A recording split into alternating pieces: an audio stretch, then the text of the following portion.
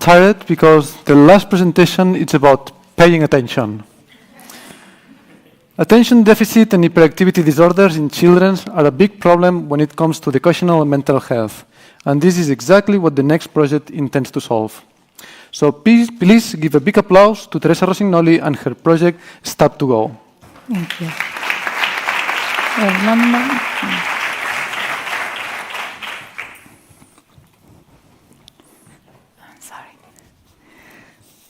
Good evening. My name is Teresa Rossignoli. I'm PhD in psychology and researcher, but previously I worked several years with patients with attentional deficit and hyperactivity disorder, where all this project began. I'm going to present STap2Go, the first digital platform directed to these kids. But first of all, let's start with a real story. Here you can see Jorge. Jorge is a student with attentional difficulties, especially in class. Whatever the class may do in half an hour, for him it takes at least double of time. This is because of lack of concentration and also because of impulsiveness. He tends to interrupt, stand up several times, and this also causes him problems at home and social problems. At home, his parent has to help him every single day to do his homework, which is time-consuming. Well, you probably know some kids like Jorge because ADHD is the most psychopathology in childhood, according to the American Psychiatry Association. We have estimated that only in Spain there are on average 360,000 kids with this condition between 7 and 16 years old. Well, what happened with kids like Jorge? Well, the public health system and educational system provides care support. He goes to the doctor, and the doctor prescribes him some pills to treat this condition that's causing him some secondary effects, such as loss of weight, lack of sleep, and also because of the lack of educational response at school, he needs to attend to private therapy, which is time-consuming, like twice per week at least. Also, it is expensive, like 300 euros per month. And also, the quality varies between different instructors, and it has a difficulty to generalize training in daily life. So to overcome all this, as I mentioned before, I worked several years in private therapy. We have developed STap2Go, the first detention and intervention tool for these kids. So first of all, we have to ask ourselves if the student or the child really needs the therapy, okay? If there is a risk of having this condition. For this, we have developed a screening test available in our website that in a couple of minutes, doing an attention and executive function task, can detect a risk of having this disorder, comparing with other peers. We are doing the norm-based study. And also, it includes a short questionnaire for parents and teachers to get to know this behavior in daily life. Also, if this is the case, we provide an intervention protocol. You can see also an image on the bottom of our MVP, which is already developed. So it's an intervention protocol. STap2Go are not simple games, but an intervention protocol. So you can see there is like a path. So the user has to do different exercises weekly during a couple of months. It requires a minimal level of success to continue. Also involves some gamification, which is important for kids. So the kid is going to do attentional, self-control, working memory, cognitive flexibility tasks, the main aspects affected in this disorder, and processing speed, but all mediated with the strategies to apply in daily life. This is the only tool in which an avatar provides strategies to the user according to his level of performance. And this is thanks to a pre-designed decision tree. And at the end, we also provide a follow-up to see if the child has improved. Well, but this is something serious. We come with research and development support. Before to create this tool, we have reviewed the state of the art and published an article, and we have seen that most digital cognitive training commercially available for kids are not tested. And those who are have limited transfer effect in daily life and short-term effect. And this is because they do not provide strategies to apply in daily life. They are simple games, okay? We also have tested our pilot version in a school-age student, and we have seen positive results. In third graded, they reduce attention and executive function difficulties compared to placebo and control group and even a follow-up. And we have also studied the strategies applied to see that they were especially needed or demanded for those who really need it, okay? Well, let me tell you a little bit about our road. We have already received our award in January from EduPlat platform. We have offered our screening to different schools. Till date, we have 500 test applications. STap2Go, the intervention app for iOS and Android, will be launched next month. We're going to participate in fairs, so families can get to know us. We have more than 300 subscribers to our website to be updated about STap2Go. We'll also offer for free our screening to hospital and clinics so they can get to know us and also get to know the intervention protocol. And we also have some plans for digital marketing next year. Our business model is a B2B model and B2C model through test application and license. Keep in mind that traditional intervention costs around 300 euros per month, and here we're talking about 30 euros per month with no commuting, no instructor needed, and in a really motivating way.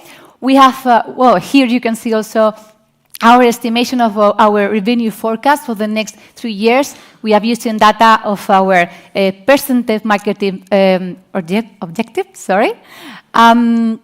who are our stakeholders?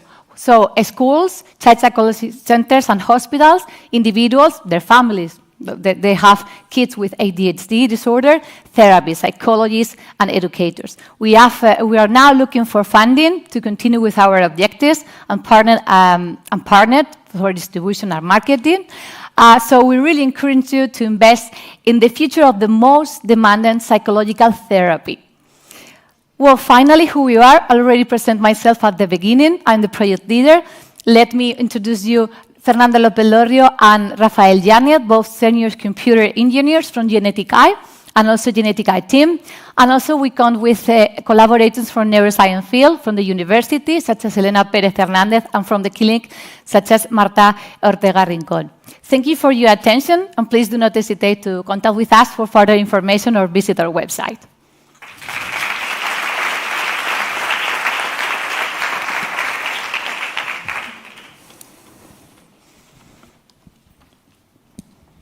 Thanks for the presentation.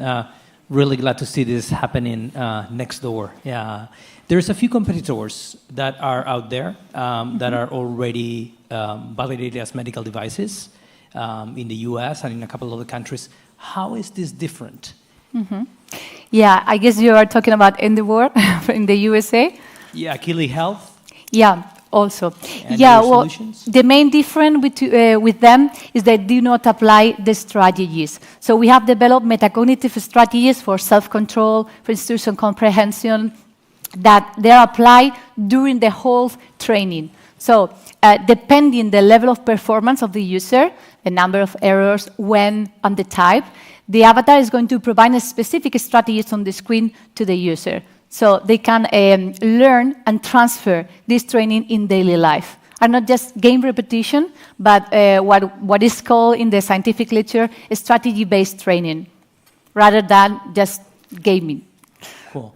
So there's two things that really caught my eye here. The first one was the risk assessment right before you start the program, which is not a diagnostic. I just want to get that clear. Not a diagnostic. Not a diagnostic. It's only to detect a risk, comparing with peers. So we are doing the norm-based data, comparing with sex and the same gender, to see if, if the standard deviation and so on is background. Okay, but the actual intention of the program is therapeutic.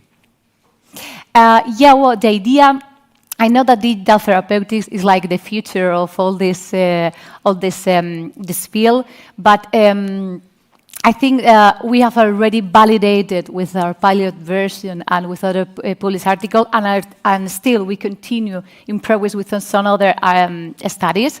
But here in Spain, it's a little bit complicated to become like a digital therapeutic until now because of the regulation. But it doesn't mean that you can use this as a treatment, educational treatment for these kids, and also they can be applied at school and hospital to detect a possibility and to treat them, not as a medical treatment, but a psychological and educational treatment. Right. Well, that's fundamental because, if the intention is to actually treat, then you are a medical device. If you're not, then you're a wellness application, and it's a fundamental difference in going to market. So that's why the clarification was needed. Thanks. Okay, thank you. Okay, thank you, Teresa, for the presentation. This project is very good. That we have a lot of application, mobile, etc. But it's very difficult. Why this application is very good to use? And the question is possible that this application is from the doctors send the information to the families or to the people that need? Because it's very difficult to share if you need this application or not. Yeah. Well, obviously, as one of our stakeholders are families with kids with ADHD, they go to the pediatric services, so they can also recommend or suggest this type of application of to train. And also, well, I think it's important for medical and doctors to know this type of application that are scientifically validated, are not just simple games, but are designed from neuroscientists. So it is something that traditionally have been done every single day, like recommending different resources, sorry. So this is one resource to their families. But the main aspect is motivating, because also reduces a lot of costs, as we have mentioned before, because it's digital, it is motivating, and also it applies strategies, which is important. So not all the families can pay traditional private therapy. So this could be also a way to overcome this difficulty as well. Mm-hmm.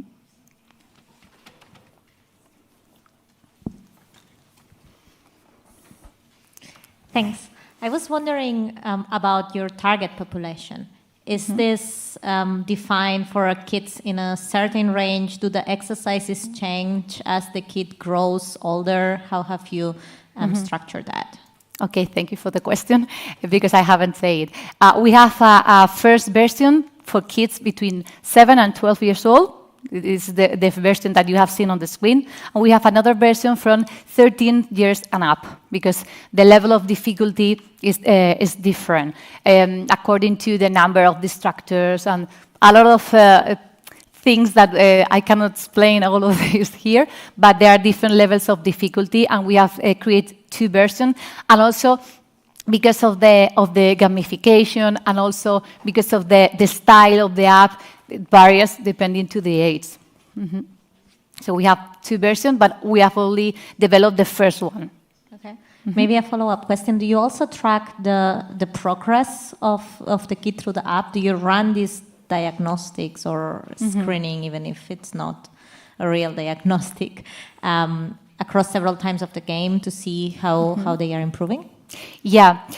We offer people to do first the screening and then the follow-up at the end, but we have also gathered information in the app, which is highly protected. Let's say that we cannot see that information, but families can do it, can see that information, so they can go into see, how the child is performing during the whole training session. It is a protocol, so they can see during the whole session.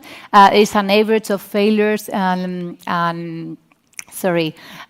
errors and so on that are all gathered in the app, and the families can see that information. We cannot see that information with numbers and so on, but families can.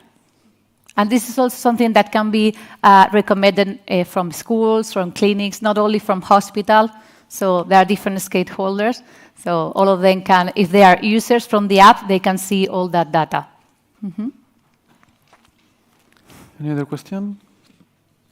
Okay, so thanks a lot, Teresa. Thank you.